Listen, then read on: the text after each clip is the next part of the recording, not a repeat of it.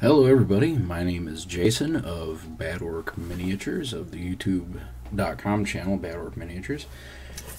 And this is my inaugural voyage into the world of making YouTube tutorial videos for mini making. Now, my goal with these particular videos is to give people a bare bones, empty space to completed miniature set of tutorials. Now, I will admit freely that I am not a pro painter. I don't make money from my painting. I think I'm pretty decent. If I did it more often, I'd be a lot better. But I do have a good working knowledge, lots of trial and error. And I just kind of want to share some of my experiences here for people who maybe they say to themselves, man, I really wish I could make miniatures. I really should get into it. Oh, but the bar to entry is so high. I see these guys on YouTube and they're doing these awesome, unbelievable miniatures. I'll never be able to do that. Well, that's not true. It's all trial and error. It's all practice.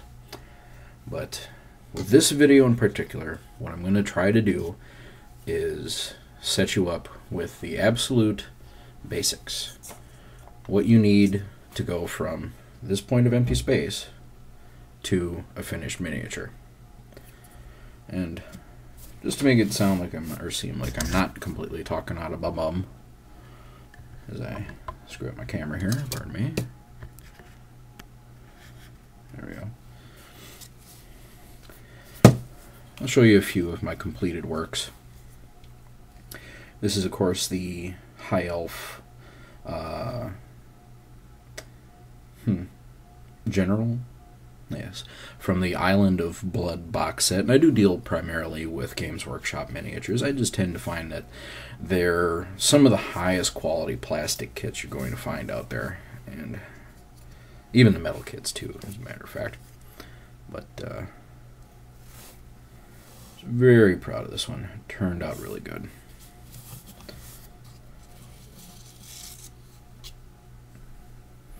We'll scoot him out of the way. And I have done some conversion work. I will show you a few of the things I've worked on just so you can see what I'm talking about. And I'll show you a couple misses from days gone by. This guy here, I actually won an award for. We'll see if he comes into focus here. Probably going to argue with me.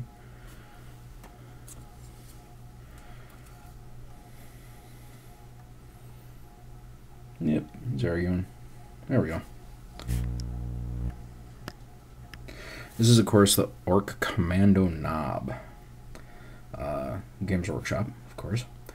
I won an award for this guy and he's been banged around my shop, of course, but I won an award for him at the International Plastic Modelers Society competition in Madison.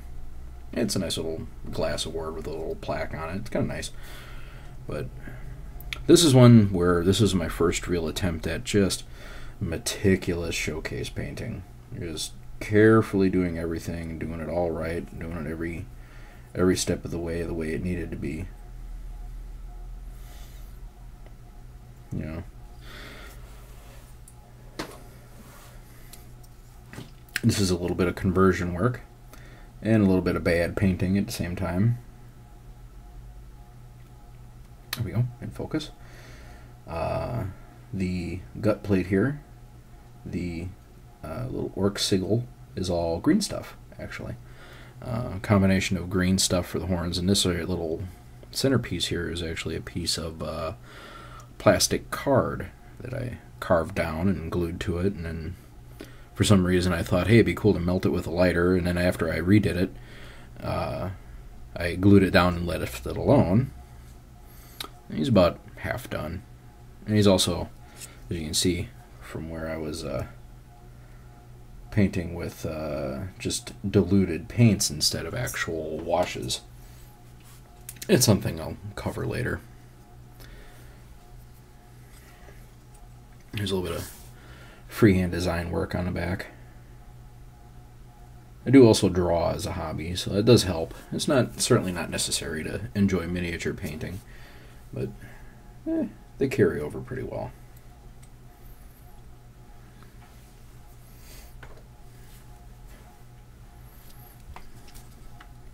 This is probably one of my prides and joy of my collection.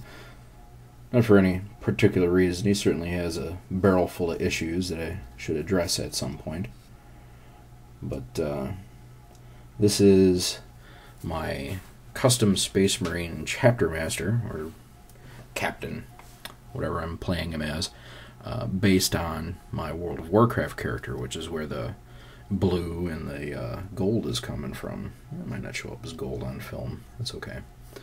And the armor. The armor is based, of course, on the level 60 PvP armor. And the sword is the Ashbringer. Loosely based. I got pretty close. That's all plastic card. That's just a little skull I had lying around, because a lot of these Games Workshop kits come with skulls. The hair, or the fire, is hand sculpted. It turned out okay. It needs better paint on it.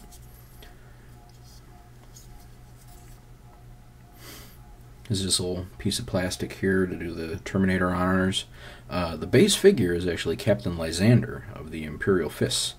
That's his shield on the back with some of the stuff scraped off of it. I'm not really 100% sold on the shield. That's why it's not really done all the way. The sigil is off center, and I didn't notice it until I had it primed. That kind of stuff happens. The hair and the mustache you see in there is all green stuff. He turned out pretty good. I'll leave him there for now. But my goal here, besides showing off my minis and talking about them, because that's something I absolutely love doing, is to give you the absolute basics to get you started. Let's say somebody walked up to me and they said, "Hey Jason, what do I need? How do I start?" This is the list I would give them. And to start, to absolutely start, you need paint. Now, I use a lot of Citadel, and I'll get into why different paints are good, why different paints are bad. I use a lot of Citadel, I use Game Color, I use Model Color, and I do in fact use Apple Barrel. This stuff is attractive to people because you get 2 ounces, which is 59 milliliters, and you'll learn that metric after a while, for 68 cents. The paint is, well, I'm not going to lie to you, it's not great, but for 68 cents, you know what, it's a good way to get started. You can get a big toolbox full of paint for 20 bucks, and you have everything you need to actually just sit down and start painting. The paint jobs won't be great, and you're going to have to work harder to get them.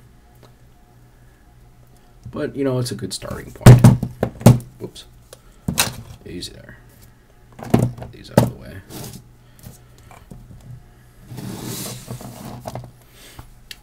And from paint, you need... This is something that some people are going to say this isn't necessary, but they're lying to you. And that might be controversial, but I can't say I care. You need primer. You know, I don't like priming either. Nobody does. Nobody says, "Oh boy, I'm done with work. I can't wait to go home and go prime." No. I use Krylon. Krylon Color Master primer. Make sure it's primer. I have white. I have gray. I have black sitting around here somewhere. And I'll get in when I cover primer in a future video. I'll tell you why you go with different colors. And I do have some brush-on primers. Believe it or not, this I bought online. And this is probably one of the best. The white doesn't work as good as the black, but when you have a really a mini that you just need to take the time and care, this is the way to go, because it's the most easy way to control where your primer goes. And they do sell like a brush primer. Games Workshop sells one now, so it's handy. It's really handy. And From the point of view of the miniature painter, the most important tools you're going to need are brushes. Brushes. I have a few. Just a couple. I'm not addicted to buying brushes or anything. Now, do you need all those brushes? No. No, absolutely not. Not at all. What you do need, if you want to start painting a miniature, is one of these, which is a base coat brush. This is a thicker, round number 5 from Princeton Art Brush Company. And you will need a detail brush. And I don't remember what brand this is. The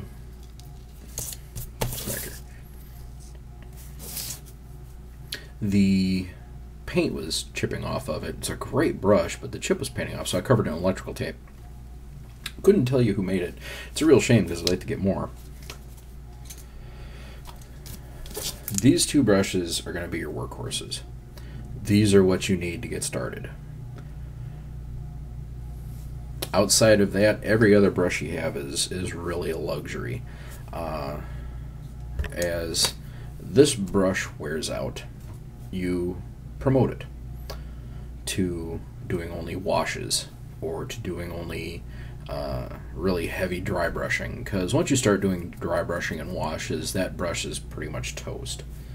That's kind of it. That's the last you're going to see of that brush. Now, I've had this brush for probably 6 years, and that's because once I was done base coating with it, I used it pretty much exclusively for washes. Yeah. And it does the job. Now, from there, you can get good brushes. I shop a lot for my miniature stuff at the big box stores. I go to Walmart quite a bit. And you can get a lot of things that really, they're not labeled, hey, this is for miniature making, but you can use them for miniature making. And I'll get more into that in just a second. But what they do have at Walmart is like 5 packs of hobby brushes. And they're all different sizes. You'll get a bunch of brushes that you just don't need. These Daler Rowney's are generally just kind of junk. But you know what? They're good to start with. And when you're into a brush for 50 cents, you don't feel bad if you wreck it. You know, I would never do that with one of my good brushes. One of my La Comiel. It's fancy. Didn't know that it was called that. I would never do that with that because that's a $10 brush. And it's this one right here. And this one without its little plastic piece. Keep that plastic piece. Keep it. People get them, they throw them away. I see them left at the art store. No. Bad. Bad, bad, bad, bad, bad. Keep them. Even I don't have them all. But keep them. When you're done with them, done with your brush, it goes back into that. So when things are getting banged around your hobby area, it's protected.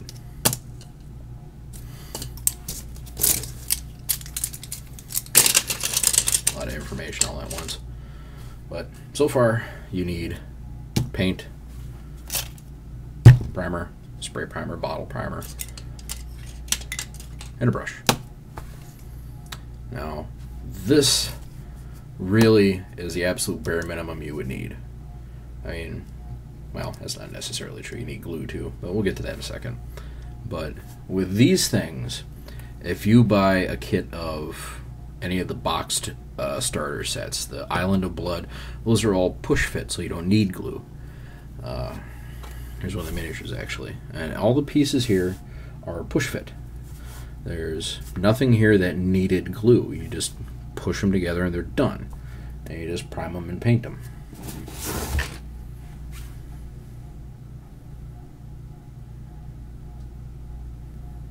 Is it really not going to focus for me? That figures. A jerk. But there's my camera. Anyway, there's nothing about him that needed to be glued. It's all just tab A to slot B fittings.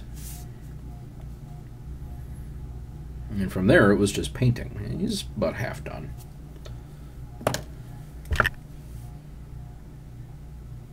Cameras are arguing with me today. Alright. Paint, primer, a few good brushes. You will need something to put your paint on. Now, when you take that trip to Walmart I was talking about, you're going to see these. They are great. 88 cents for a plastic palette. Nothing wrong with that. I've used these for years. I use something a little fancier now, and I'll address that in a future video, but this, you don't need fancy nonsense to do minis. You can use a piece of glass if you're a risk taker, which I am not, a sheet of clear plastic, an old plate, any number of things. And that will get you through. There's not I know people that use ceramic tiles. There's nothing wrong with that at all. Alright. From there, 2 cups. Now these are my fancy, not at all for eating salsa out of salsa bowls. These were maybe $2 a piece at Walmart or your local big box store. They were great. What you want 2 for is you want 1 to rinse your brush in, and then 1 for clean water. And you never mix the 2. This is, you're done painting, clean. When you need to dilute paint, clean water. Never go for your ratty, nasty cup of rinse water that's got who knows how many different colors in it. Now it's just like a brownish black sludge, and try to dilute your yellow paint with it or your white paint. You're going to wind up with sludgy looking white paint.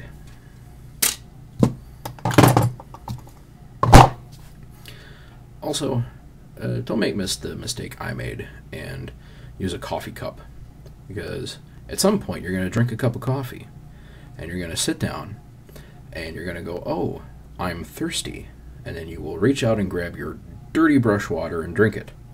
And this is also why I use non-toxic acrylic paints. It's incredibly nasty. Just do yourself the immediate favor and just don't. Just do not do it. That's another reason why I use these, so it doesn't look anything at all like my coffee cup. My coffee cup with my buffalo on it.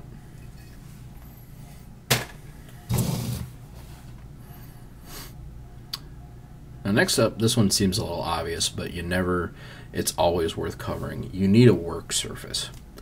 Now, the absolute last thing anybody wants to do is to go out into the living room or out into the kitchen or into the dining room and set everything up, start painting, and then clean up and have the significant other come home and find X-Acto knife scars or paint marks or who knows what else all over their nice clean surface or their nice wonderful table that they inherited from their great-grandmother. So, a work surface is absolutely indispensable, and I will actually pan up a little bit here so you can see what I'm talking about. This right here, as I have a sheet of paper on here for filming purposes, but this is just an Alvin cutting mat. I bought it at my local art store. They have cutting mats at Walmart and at any of the local craft store or your hobby stores that are just as good, if not better, because mine's very old. But it's just basically to keep you from cutting into the table, and it's a great surface to work on. Now, I know they sell like paint stations and whatnot. I've never had much use for those. I don't know. If you have one, wonderful. Use it. I'm sure it's completely wonderful, but I don't know. I've got my nice little table here, and I've got shelving back here that I can use, which I'll pan up and let you see. Here's my shelving and my huge pile and my notes for today's episode. My paint. My light. On the clamp. There we go. Down we go. There we go. Alright. Next on the list, a good chair. This is really not... When I was younger, I was able to sit on the floor with my legs kicked out underneath me, underneath the coffee table, and just paint away happily, but I'm an old man now. Relatively. I can't do that anymore. It is bad for your back. It's bad for your posture. And when you spill coffee and or your dirty brush water all over your pants, you don't want to be trapped under a table. So a good chair with good back support or a good stool that's nice and cushy, it's really something you need. If you can sit at the dining room table without getting in trouble, get anybody mad, and sit in one of the chairs out there, and if it's comfortable for you, go for it. I can't. I have my nice little work area, so that's what I stick with. Now, next up.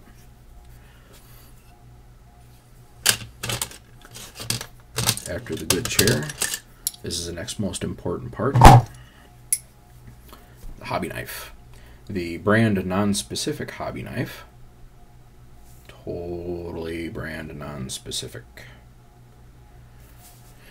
Is absolutely something you need pretty much all the time. You'll need it for clearing paint off of a miniature that you got it on by accident, for scraping, and I'll actually talk about that a little bit more in a second.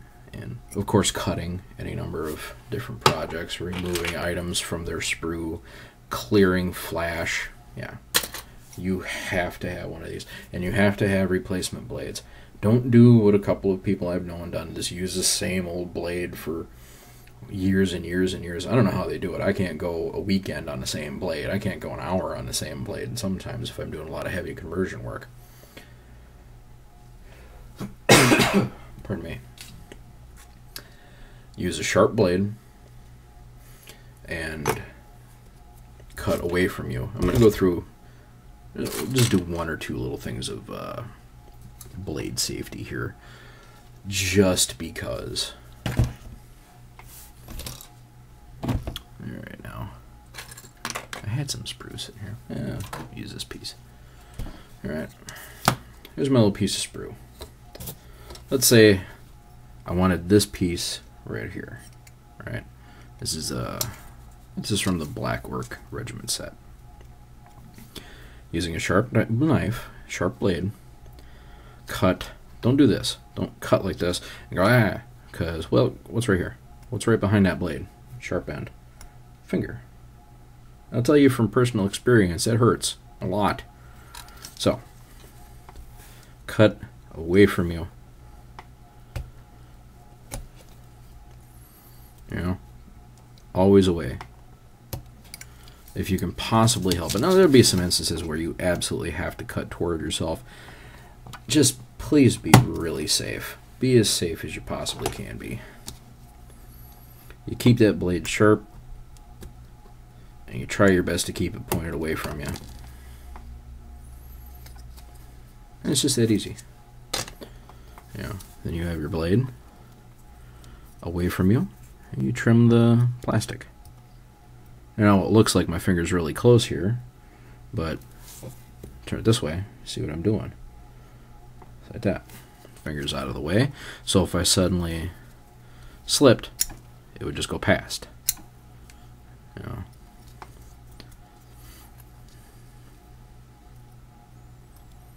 Now, say you're cutting like this.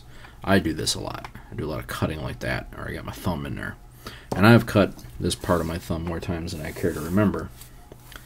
If you start cutting, you start feeling the blade snag. It starts catching. Stop. Just stop. Just pull the knife away, set the piece down, and get a different blade. It's not worth stitches. It's not worth bleeding all over yourself to get a mini done. Just stop. You're not in a hurry. The mini is not going anywhere.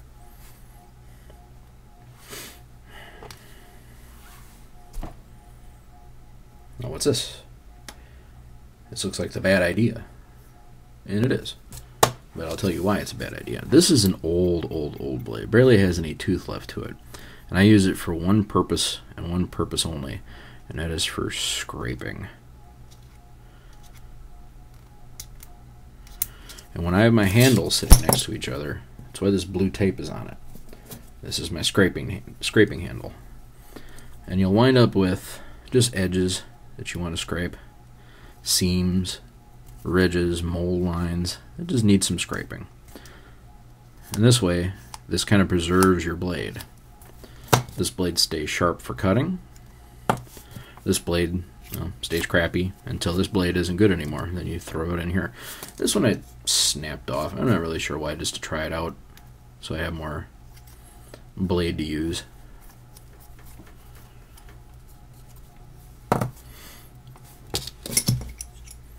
Yeah, hobby knife. Brand non-specific hobby knife. Next up, another absolutely necessary piece, almost all of which you can get from your local big box store. One of them you either order online or you have to get from your hobby store. And if you're lucky, your big box store will have it. But glue. There are 3 types you need to concern yourself with as a hobbyist, as a model maker, as a mini maker. And that is PVA, which is your basic everyday white glue, plastic welder or plastic glue, which is only for plastic. I'll go over that in a second. And super glue. Now, these are what they call cyanoacrylates. Yeah, I don't know what it means either. This is what they call it. Super glue. Gel, liquid. Now, this is for basing. Use this for putting sand on your bases, for doing most of your actual heavy-duty modeling. Any scenery you build will probably be built with this. Brand non-specific glue. Yeah, it's useful. I've probably got 8 or 9 tubes of the stuff. I have white glue. I have clear for absolutely no reason. I have hobby tack glue. I have fabric glue. They all do the same thing, but they're all worthwhile to have around. But super glues, this is your workhorse. You can glue anything with this. It's just when you figure for the same cost as this, I could get 3 of these. You see why you don't use this for everything. You use this for, like, if we were, oops.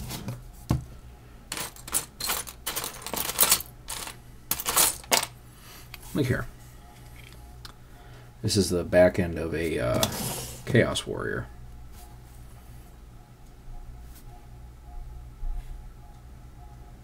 It doesn't want to focus for me. It's okay. Oh, it does. This is the back piece of a Chaos Warrior.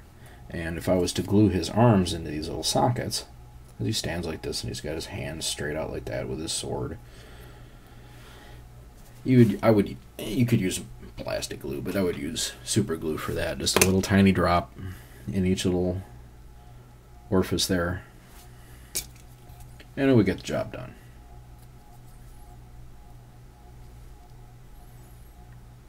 Man, I hate this camera. It's lovely. Now, for everything else, and this is only for your plastic models. This is not. You will absolutely need to use this for any metal models you intend to do.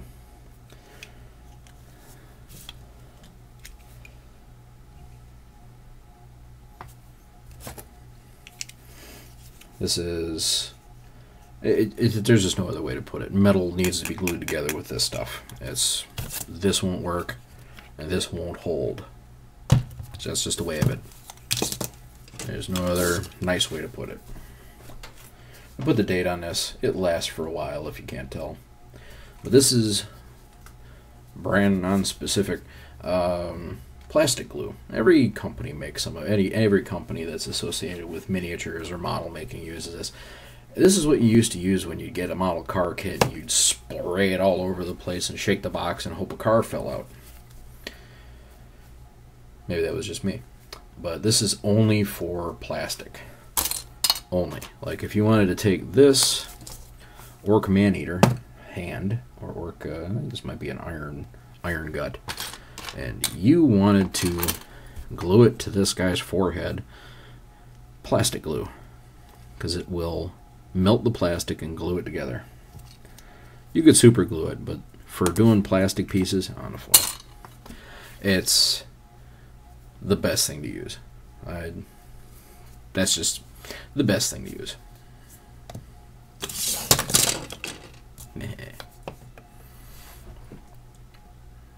Alright, and next on the list, let's see if I manage to not lose it this time. I have a way of getting into some tunnel vision here and losing my tools. Is this. This is not 100% necessary. I showed you earlier that you can cut this with your hobby knife. But this is one of those convenience tools that I really think is indispensable. And this is what they call a sprue nipper or a flush cutter or any number of other little magical names. And the magic with this tool, I'll try to get it in focus here for you, is that it cuts what they call flush, which is flat. And you see right there. See that? It's nice flat end. And that has an advantage over your average everyday wire cutter, which is something that you can have. It doesn't hurt to have one around. But I will, pardon me, while I nip a demonstration piece. So here. Now let's see if it will focus for me. It may not. It's argumentative like that.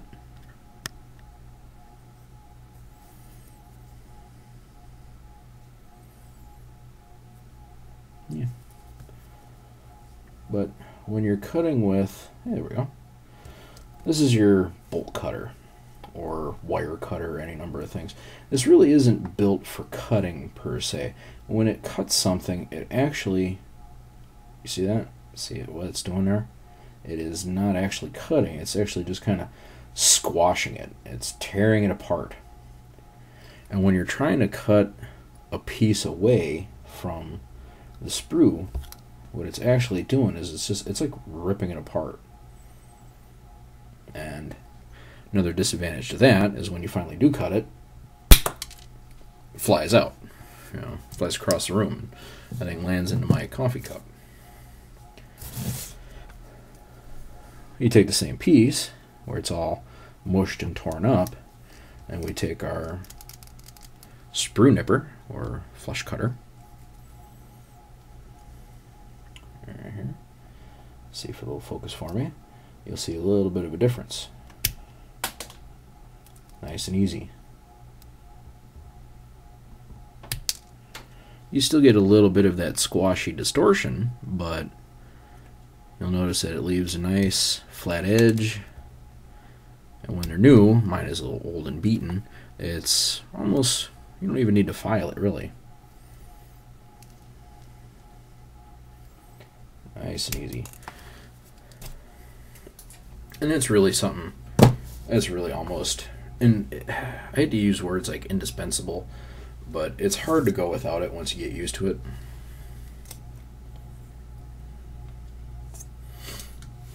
But in your toolbox, when you're doing a big pile of miniatures, having one of these, which is a sprue nipper, having a bolt cutter, having pliers, a needle nose pliers, they're not bad to have around. You should have these around the house anyway, really. But now, what I'll tell you is, this is a Xuron. You probably can't see the name there. Maybe you can. I think this was $24 when I bought it. I laughed at the price, and then I bought it anyway. But at your big box store, go to the beading and floral section, and you're going to find something that's kind of close to this. And it's going to say either flush cutter or it won't say sprue nipper. It'll be in the beading section. It's really taking the back of buttons off. And it may be $5. I think the one I used from there, that was barely that. They're not as high quality, but for $5 you can't complain. Then if it breaks, you don't feel bad. Like if this broke, I'd probably cry.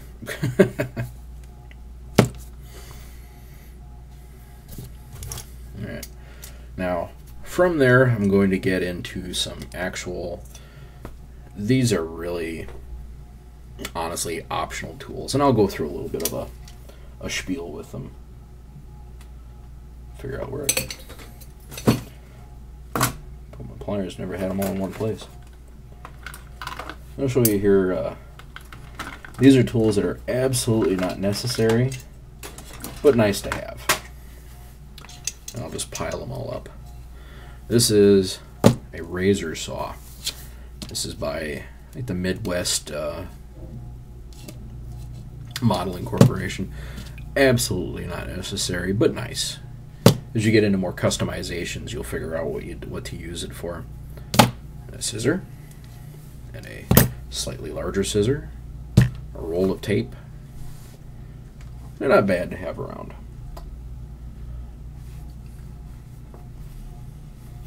Now, just to recap.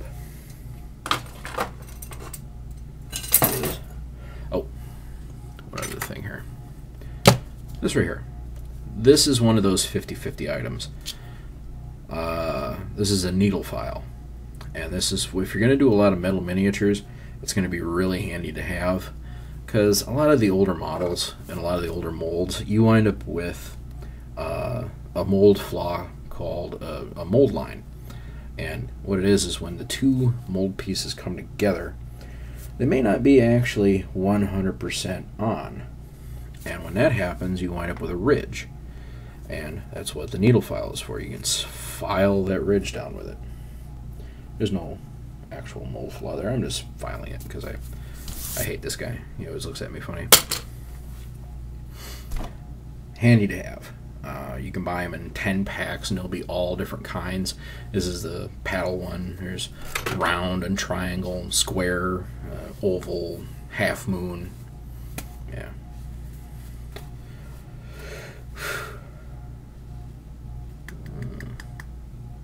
I think that may be it. But let's do a quick recap. What you absolutely need to start is paint.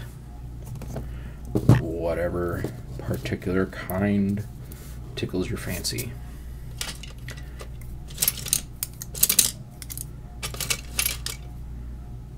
Some paintbrushes. A hobby knife. A palette. A work surface. 2 cups. Try to get them in frame. They're very important. Good chair, which I'm sitting on so you can't see it. Some glue. And that's really it. This right here is all you need to really, truly start in a miniature. But that's up to you. If you have the drive, you probably already have them sitting in a box. You're just kind of looking at them like you're afraid to start. I've been there. I've got boxes upon boxes of minis still sitting in my closet. And I love doing minis. Now, the one thing that you need that isn't right here is drive. And that just comes from within. I'm not going to be very poetic about it, but what it is to me is finding that one thing that just drives you to paint the miniature. Now, this is a little Skaven guy. I love him, even though he's got a nipped off tail and he doesn't want to be in focus.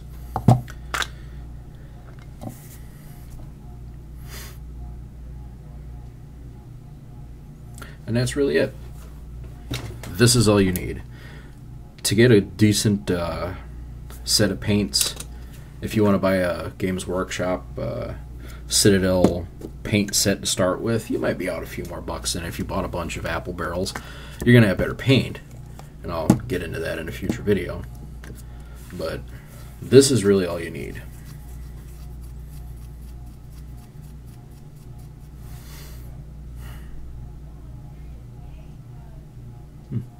And with that, everybody, I'm going to bid you adieu. Thank you for watching.